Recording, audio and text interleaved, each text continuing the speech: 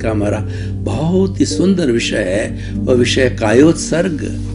भाइयों और बहनों, एक हमारी संस्कृति के अंदर एक प्रेक्षा ध्यान पद्धति है।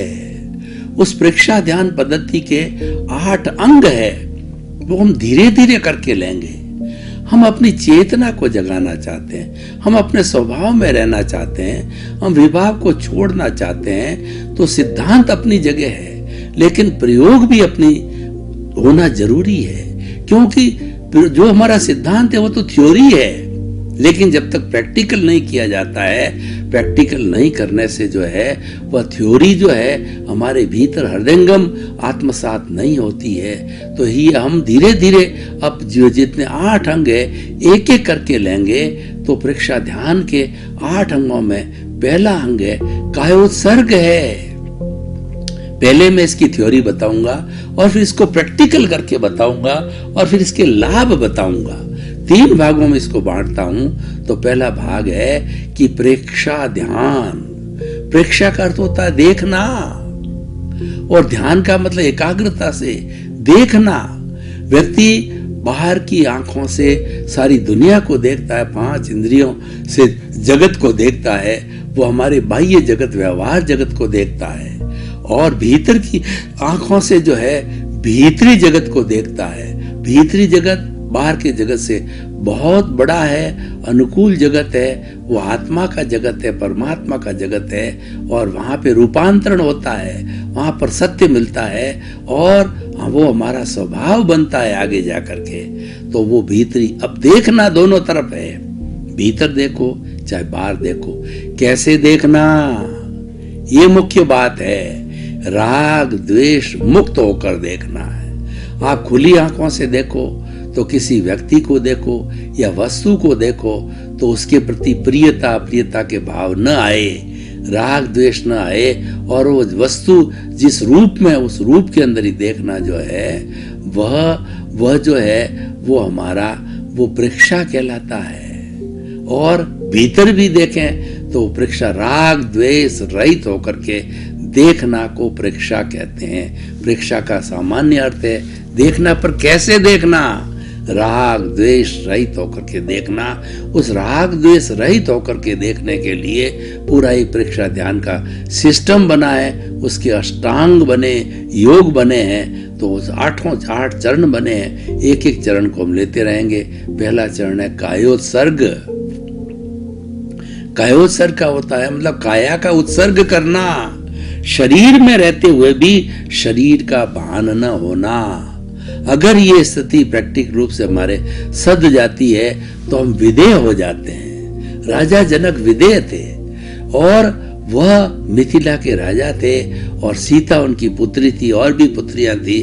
तो वो सारा राजकाज चलाते होते हुए भी वो भीतर चिंतन करते थे कि मैं शरीर नहीं हूं, मैं तो शुद्ध आत्मा हूं, मैं तो ज्ञाता हूं, मैं तो दृष्टा हूं, और ये शरीर करने वाला, ये भोगने वाला है, और मन वचन काया और उसकी सब प्रकार की गतिविधियों से मुक्त ऐसा मैं शुद्ध आत्मा हूं। उनका इतना बड़ा चिंतन था, तो वो राग द्वेष रहित होकर के चिंतन करते थे, वो कायोत्सर्ग करते थे।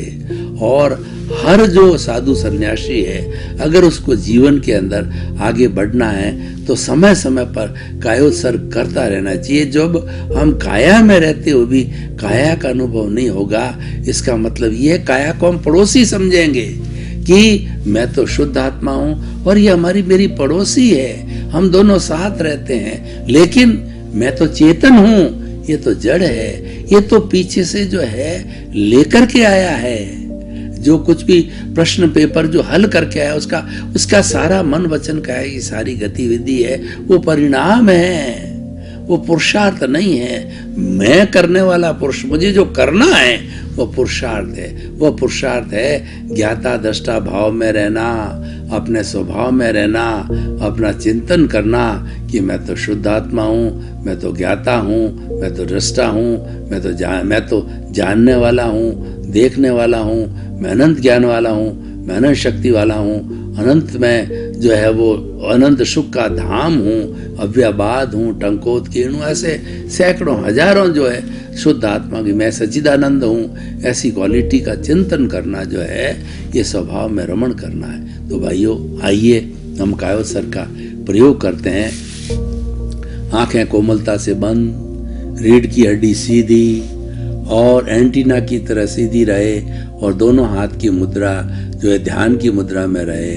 अब आप सबसे पहले थोड़ा श्वास को शिथिल कीजिए, दोनों नथुनों के बीच के अंदर आप जो अपने चित्त को केंद्रित कीजिए और जैसे जैसे मैं सुझाव देता हूँ वो मानसिक रूप से देखिए कि सबसे और दोनों नथुनों के बीच में देखिए कि हमारा जो है ये श्वास आ रहा है, जा रहा है। श्वास को थोड़ा लंबा कीजिए, लंबा सांस, गहरा सांस, समतल श्वास और स्थिर श्वास और लंबा कीजिए। और श्वास लेते समय में पेट फूलना चाहिए, श्वास को छोड़ते समय में पेट सिकुड़ना चाहिए ताकि हमको मालूम पड़े कि हमारा श्वास आ रहा है, जा रहा है। तो इस प्रत्येक श्वास को करके और श्वास को लंबा, गहरा, शिथिल सुझाव दीजिए। श्वास शिथिल हो जाए, अनुभव कीजिए श्वास शिथिल हो रहा है। अनुभवित कीजिए कि श्वास गहरा, लंबा, शिथिल हो गया है। अब श्वास शिथिल है, हम भीतर जाते हैं, कायोत्सर्ग करते हैं, काया का उत्सर्ग करेंगे। आप पैर के अंगूठे पर अपने चित्त को केंद्रित कीजिए और धीरे धीरे जैसे मैं सजेशन देता हूँ वैसे आप आगे बढ़ते रहिए। चित्त को दायां पैर के अंगूठे से ऊपर ले जाइए। अंगूठा, अंगुलियां, एड़ी, पंजा, पैर और साथल और कमर का मध्य भाग। अब बाएं पैर का अंगूठा, अंगुलियां, पंजा, एड़ी, पैर, घुटने और साथल। अब आप सुझाव दीजिए कमर के नीचे का भाग व शिथिल हो जाए। अनुभव कीजिए शरीर का निचला हिस्सा, कमर का निचला हिस्सा शिथिल हो रहा है, शिथिल हो रहा है। कोई अकड़न नहीं, कोई जकड़न नहीं, कोई तनाव नहीं, कोई पकड़ नहीं, कोई स्ट्रेस नहीं, कोई स्ट्रेन नहीं है। पूरा शरीर की एक एक कोशिका शिथिल हो जाए। अनुभव कीजिए शरीर की हर कोशिका शिथिल हो गई है, हो गई है। मैं अनुभव कर रहा हूँ मेरा शरीर रुई की भांति शिथिल हो गया है। अनुभव कीजिए मैं अपने मूल स्थान से 1 फुट ऊपर उठ रहा हूँ।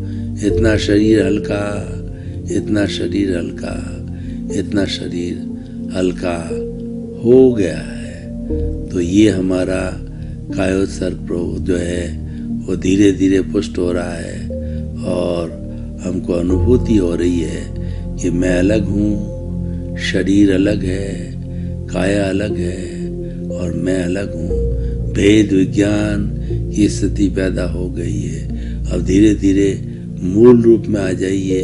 जो आपका मूल रूप अनुभव कीजिए, शरीर भारी हो रहा है और पुनः जो है आप धीरे धीरे दोनों आंखों को खोलिए और प्रभु का आपको आशीर्वाद मिला।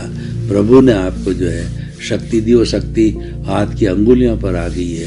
उस अंगुलियों को और उस हाथ की को उसको पंजों को जो है आप मसलिए और वो गुरु प्रभु का आशीर्वाद 3 बार अपने सिर पर लगाइए। प्रभु का आशीर्वाद 3 बार अपने सिर पर लगाइए।